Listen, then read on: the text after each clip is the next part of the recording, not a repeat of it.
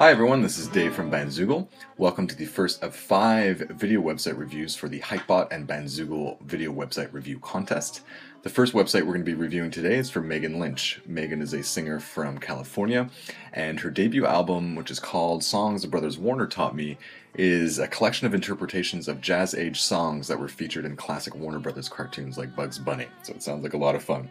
The review of Megan's site will be broken up into 3 sections. First, we'll go over the design, then the organization and navigation, and then finally the content of Megan's website. But before we can really comment on what's good or bad, we should ask ourselves the question, what is the purpose of an artist's website?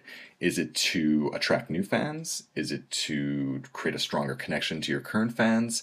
Is it to inform industry people and media? Or is it to generate revenues? Chances are it's a combination of all of those things. So let's take a look at Megan's website and see if it works to achieve those goals. Alright, so starting with the design of Megan's site. Her website has a nice modern look to it. It's a clean design, a light background. Megan's using a WordPress template for her website, which is fine, but the template she's using is a bit generic and actually seems better suited to a blog rather than an artist's website. You can see a few useless elements here, like a search box and a category section. Those are things that Megan's not going to use, nor are her fans going to use, so it's taking up valuable real estate on her site for no reason. Megan has a nice large header photo on her website, which is great, but I did notice that when you refresh the page, that image changes. I'd actually recommend to Megan that she sticks to one professionally shot header photo, and preferably a photo or an image that fits the best with her brand. And speaking of which, I did notice that Megan incorporated the branding for her debut album on her Twitter page, which you'll see here. And it's really nice illustration, really interesting, professional looking, and I think if she incorporated that branding into her website, it would just bring it up a level and make for a more consistent brand, and also remind people that she has this album out, which I think is also a good thing. What else for the design? You know, she uses a good font for the body text. It's not too big, not too small. It's not bright yellow and bolded with, purple background. It's nice and easy to read, so that's great. And one thing I did notice, though, is that the navigation is not super clear on Megan's website. There's a navigation section here on the left-hand side, but it's just text, and it actually took me a few seconds to realize that. And I think her website could really benefit from having a nice menu with clear menu items, so it's easier to navigate the site. And this actually leads into the second part of the review, which is organization and navigation. So the navigation on Megan's website is probably where it needs the most work. As I mentioned before, this is a default template for a blog, which doesn't really work so well for an artist's website. It actually places the navigation as a row of text along the left side of her site. So a few things here. People often tune out of menus that are vertical and in sidebars, and that's because that's where a lot of websites place ads, so our brains and eyes don't go looking there to navigate. Also, because it's just text, it's hard to distinguish between the text in her menu and the body text of her website. Now, when you look at the actual sections of Megan's website, you'll notice there's actually only 3. There's About Megan Lynch, which is actually the same as her homepage, News and Views, and then down here you have Press. All this in between is submenu items for News and Views. So she's kind of lucky in one sense that she only has 3 sections to her site, because it would get really messy here to navigate. She could really benefit from having a menu that is either above her header image or just below it, with clear buttons to signify each section. And although she only has 3 sections to her site, and sometimes simple can be better, I think it's a little too simplified, and she could really benefit from adding a few key sections to her site to make finding relevant content a lot easier for visitors to her site. And this actually brings us to the final section of the review, which is content. Okay, content. Now, right off the bat, if I'm a fan hitting this page, there are a few issues right away. There is no personal content to speak of. With great artist websites, they really do make an effort to create a direct connection with fans by posting personal and engaging content, and there just doesn't seem to be any of that on Megan's site.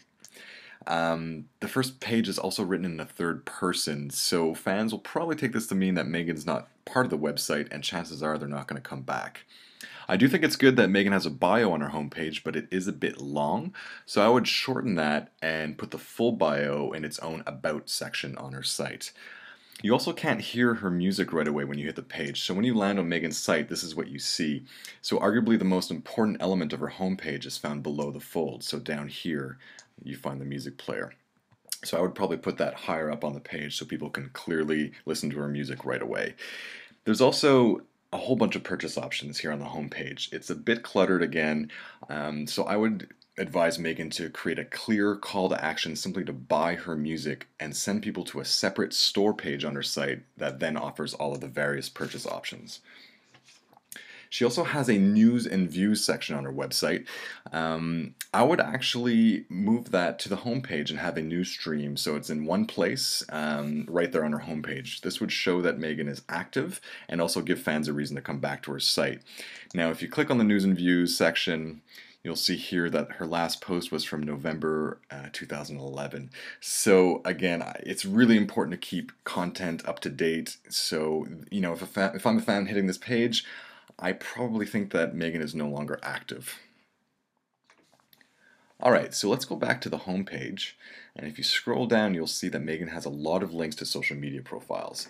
This isn't necessarily a bad thing, but I would recommend to Megan that she just sticks to the few social media profiles that she's most active on.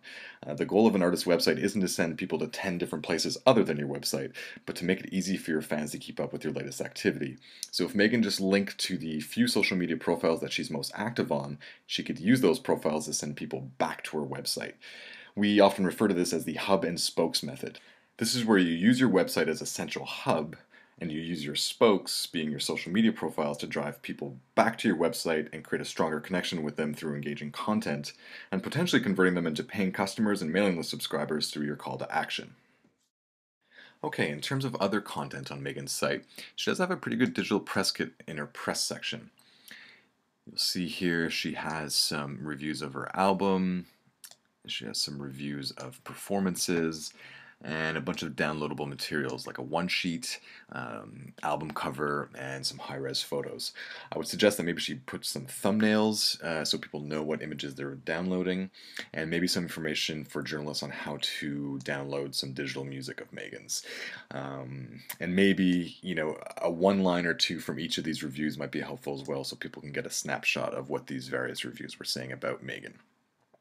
Now if you look here on the right, you'll notice a gig gallery, and this kind of follows you around Megan's site. It's on her homepage as well, and it takes up some valuable real estate, and what it is basically is, if you click on it, it takes you away, once again, to an outside website, in this case Flickr, where she has some photos. It's great to have visuals on her site and photos on her website, so I would actually suggest to Megan that she creates a photos section of her website and creates a gallery there, keeping people, once again, on her website.